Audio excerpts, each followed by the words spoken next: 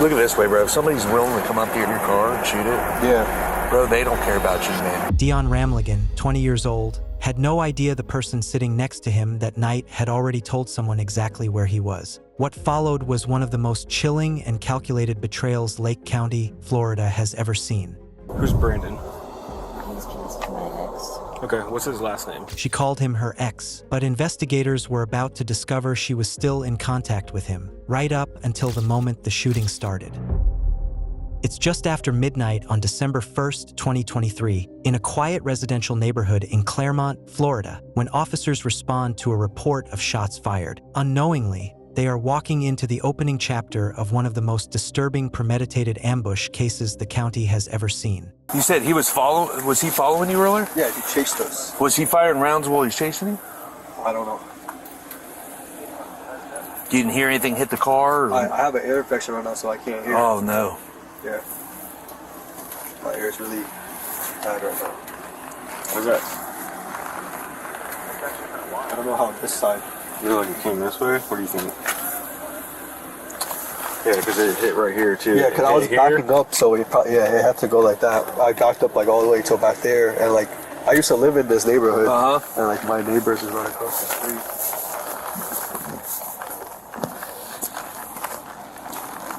And then look at this one. More than 20 rounds had been fired into a residential street. And as officers examined the damage to Deon's vehicle, one question was already forming. This was not a random attack. Deon Ramlagan is a young man living in Clermont, Florida, part of a tight social circle that included, until that night, a woman he considered a friend. What he didn't know was that his trust in her had already been weaponized against him. So, all the circled areas I'm going to have you fill out. Yeah. Look at it this way, bro. If somebody's willing to come up to your car and shoot it, Yeah.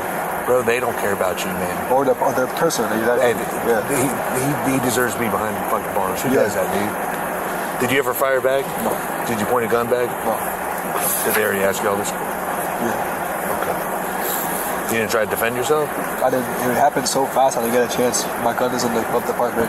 It's unloaded. I didn't get a chance to even do anything. When the girl was screaming, like I just had to get out of there. And she was in the passenger seat? Yeah. He had a legally owned firearm in the car. He never touched it. And the girl screaming in the passenger seat, the one he was trying to protect, was the same person who had set him up. As detectives began working the scene, Deon was still sitting with officers, and what he told them next shifted everything from a shooting investigation into something far more calculated. Do you feel like he was trying to shoot you? Yeah. Or your car? I feel like he was trying to shoot me because he was threatening to drag me. Like this is today. Okay. That's today. Do you have, after you do this, I'm going to have you take screenshots of that? Yeah. All the way through, and then I'm going to have you send them to us in a link, okay? Deon had been receiving explicit, threatening messages from Brandon Pirela all week, messages accusing him of being romantically involved with Arianna. The threats had been escalating, and that night they stopped being words. I think they may already have him to call too. Just signal 14.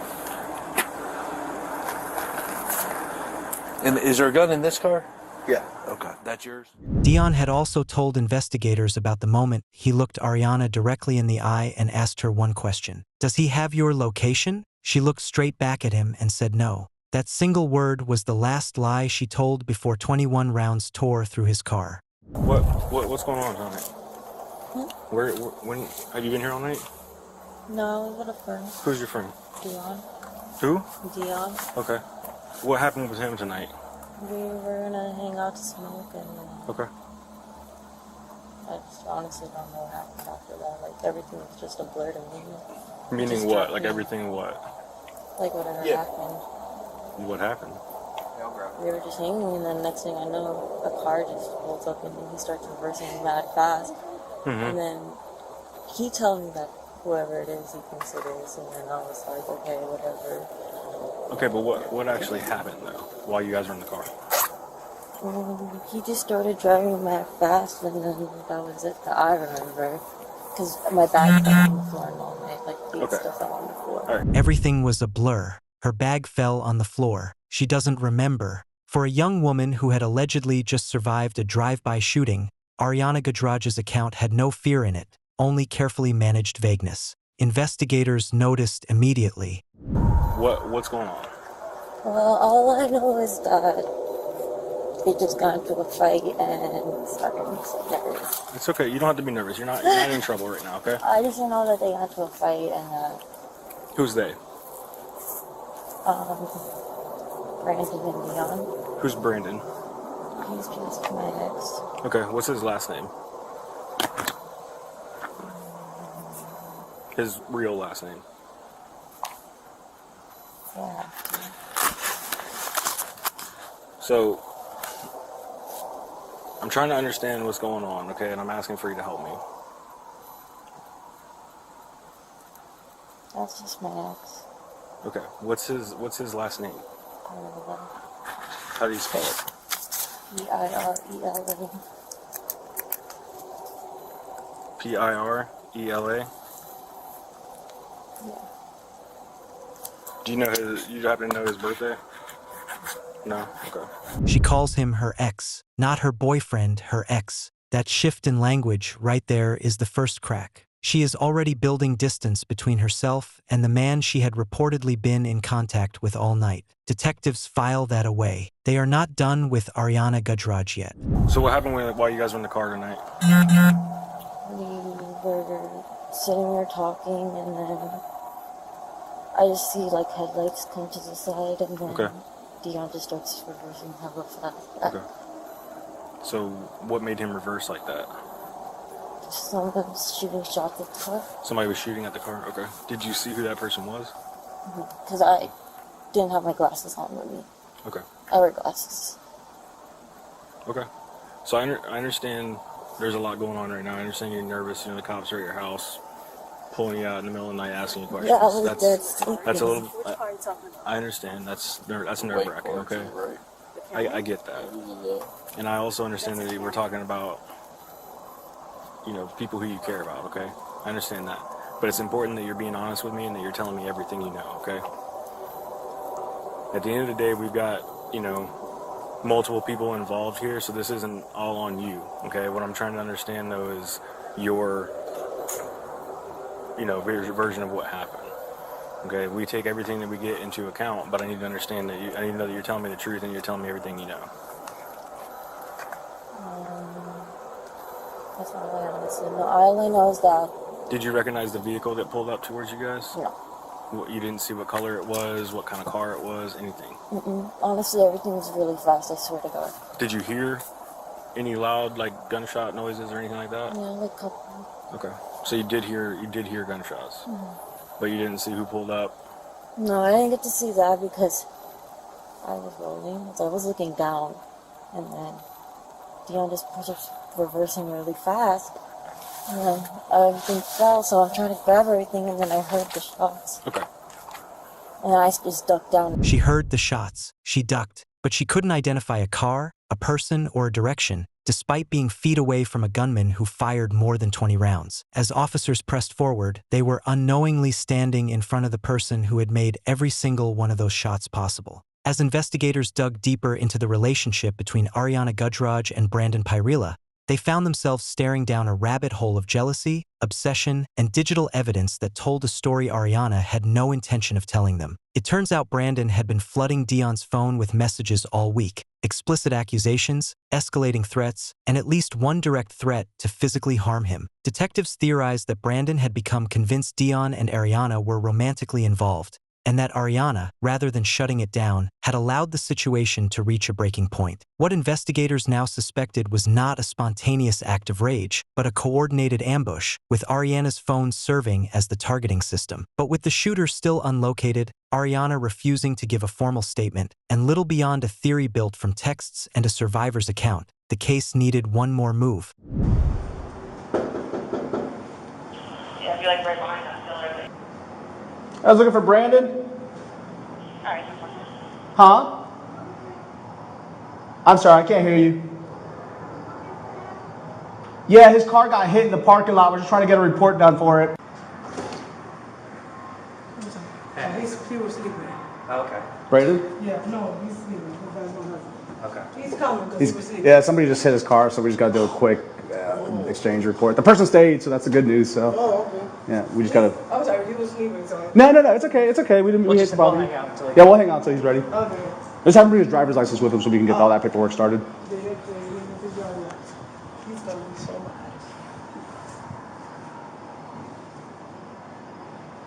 We'll just walk him around the corner. It looks like there's a lot of money in that car too, so.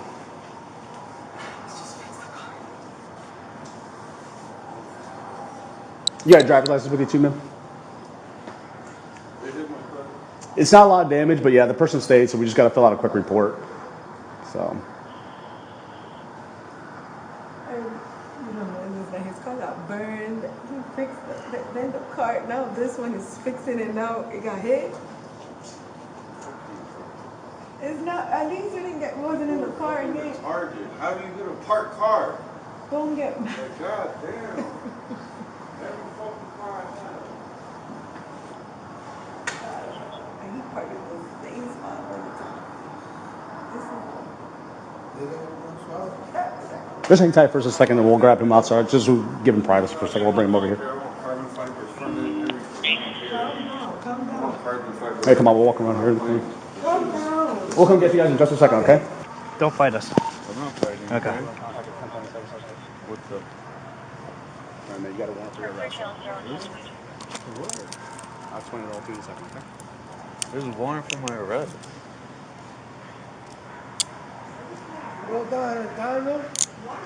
They're arresting me, Ma. Here, I'm gonna put your wallet in your pocket. Yeah, go ahead. We got him over here. Let's go. We got him next time. Yeah, just come over here because they're gonna have a canine cut through here. Officers had told him someone hit his car. It was a ruse and it worked. Brandon Pirela had no idea what was coming until the handcuffs were already on. I don't want you getting bit, that's why. Let me walk you into some privacy and I don't know. That's what I'm gonna bring you to privacy. I'll talk to you about it. Nobody hit your car. Okay. Well, why? Your car is nice, but nobody hit it. No, because I have that. No, you have a warrant out of Lake County. Out of Lake County? Yeah, what? for attempted murder. Whoa, what? We don't know the details on the report, but from what the warrant reads is that you shot at somebody. I don't even have a gun. Okay. So I don't know. Like I said, for real, I don't have a gun. he said he didn't have a gun. He said he didn't know what this was about. But investigators had already recovered 21 shell casings from the scene, and his phone was about to tell them everything. Wait, can I at least just speak to my? Can I just speak to my mother real quick? Yeah, I'll have them come over. I might see if Gary would want to take it. That way I can run around with Gary. Okay. I don't even know what's going Just on. I was literally just walk him over to my car.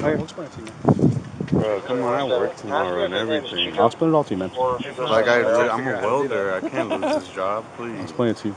He was worried about work, about his job, not about the man who had been shot, not about the 21 rounds fired into a residential street. Brandon Pirela's reaction in those first moments was not shock, it was damage control. While Brandon was being processed, officers turned to his mother, the woman who had opened the door and unknowingly let them in. He's on the phone with the detective right now, so... Because, really, he's always working, he's always... That's fine, he has a warrant for his arrest. It's signed by a judge. Detectives wrote through a warrant. So it's not like it's just poof out of midair. Like, he did something wrong. So we'll explain it to you in just a second, okay? He's my supervisor's on the phone with the detectives.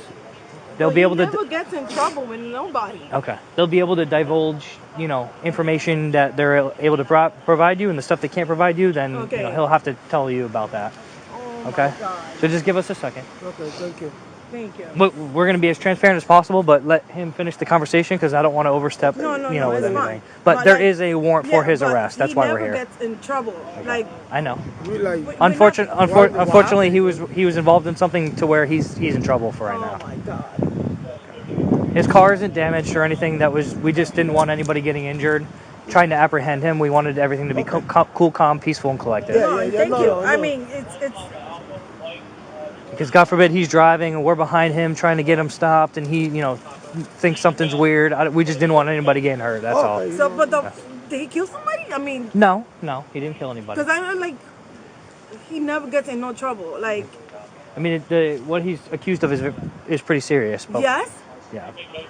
But we'll explain it to you in just a second. Oh my God. Did he kill somebody? That was a mother's first question, and the answer was no, but not for lack of trying. More than 20 rounds, one surviving victim, and a digital trail that connected every single person in this story.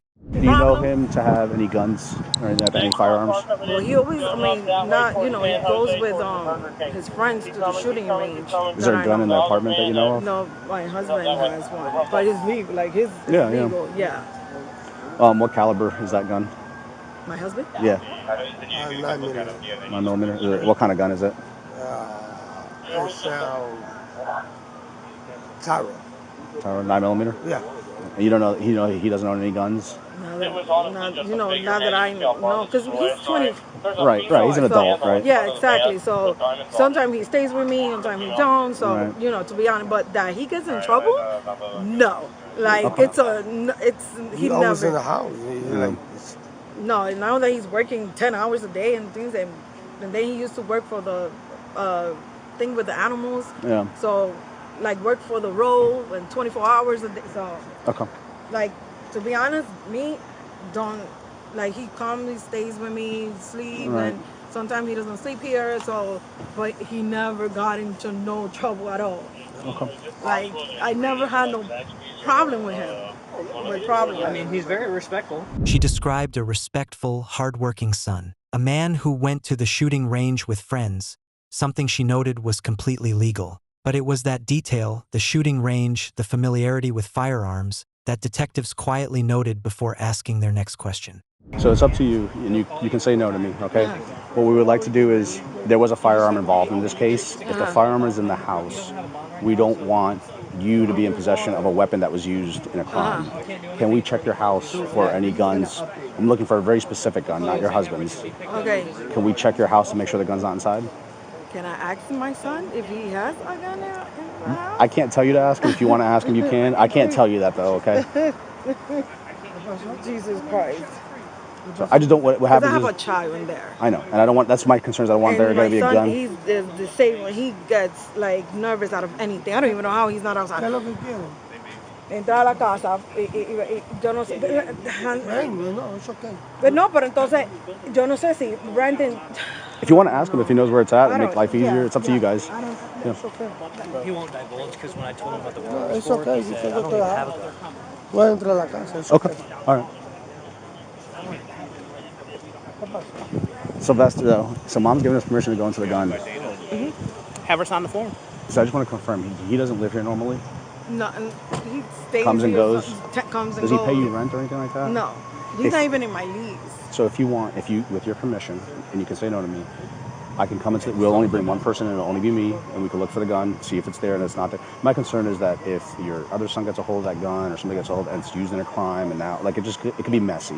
I don't know, we don't know that it's inside, I don't know where it's at. So, to be honest, I know that, he does go to shooting range with his friends. There's nothing illegal about that in Florida. I know that for sure, because he tells me sometimes. Yeah. But I don't know, like. It's up to you. If you can give us permission, we'll have you sign a form. I'll just go check. I won't rip your house apart. We'll check to see if there's a gun inside. He has his room, in my apartment. Yeah. Because since he comes, he has his own room there. And do you go in and out of it freely? Like you have access to it? Yeah, because he has snakes and stuff in there. So that's his room. Okay. Everything, whatever's in, is in. If it's there, is in the room. But I don't know if he has a gun to be thing. Because I know he was trying to get license for it. It's okay. If you're okay with it, we can check. If not, you can say no to it. It's up to you. Yeah, I mean.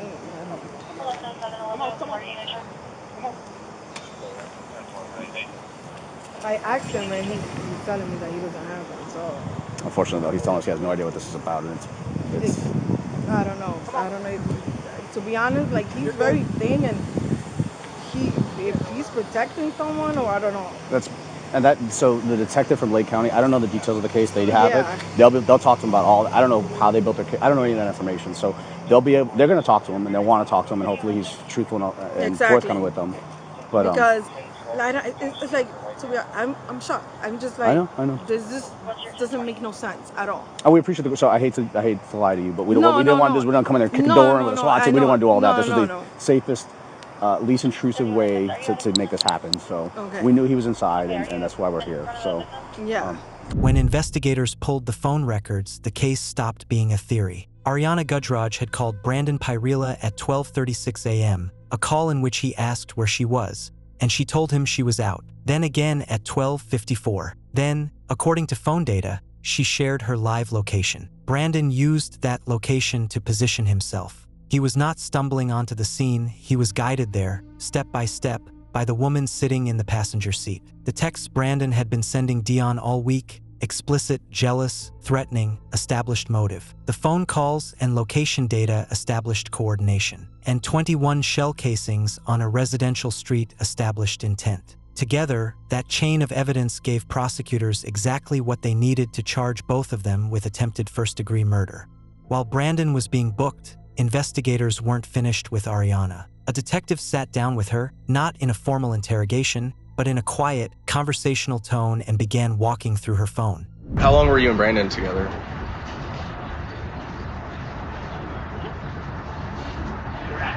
Approximately. I'm trying to think like as a couple, like as girlfriend and boyfriend, probably like couple months, like from the beginning of this year. How long have you known him? I've known him since last year. Since last year. Okay. All right. Last year? What was last year? Yeah, last year. 22. How'd you guys meet? Car meet. Oh, okay. So you guys like detailing and stuff, right? Or does he also have like his own cars to bring to the meets, or is he just there repping his business? He's just there repping his business. Today the only call was at 7:40. Okay, what about yesterday? 12:36 and 12:54. 12:54. All right, what was the message at 12:54? It was me calling him. Why? Because I wanted to see if it was him. Okay. Did you talk to him? Yeah. And what did he say?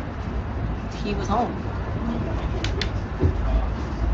That's what he told me.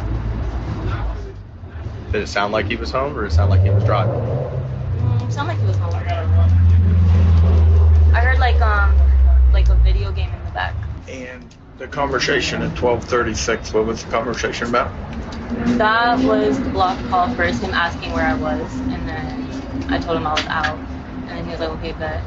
And then I called him after, like when Deon dropped me off in Highland Ranch, and I was walking back home.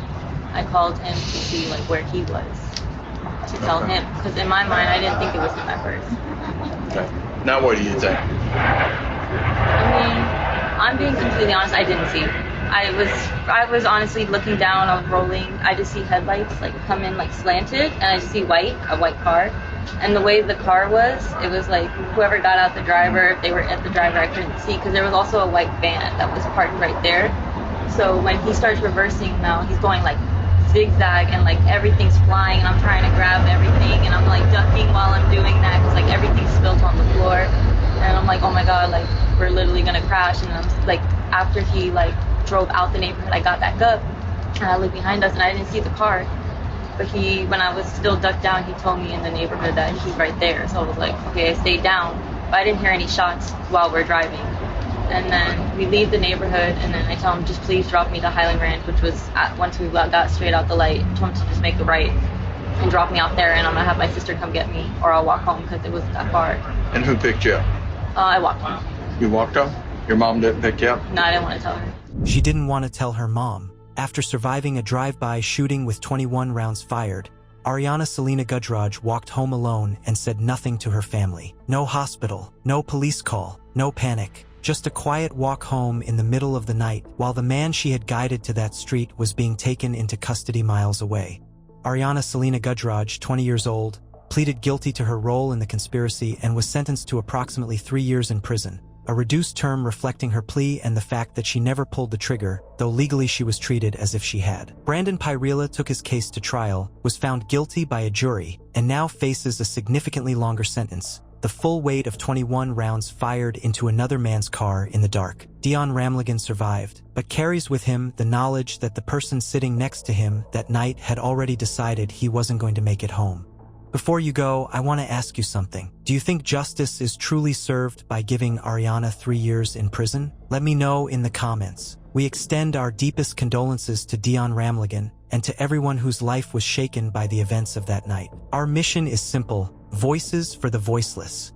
We tell the stories of those who can no longer speak for themselves. Don't forget to subscribe. As always, Thank you for watching, and we'll see you in the next one.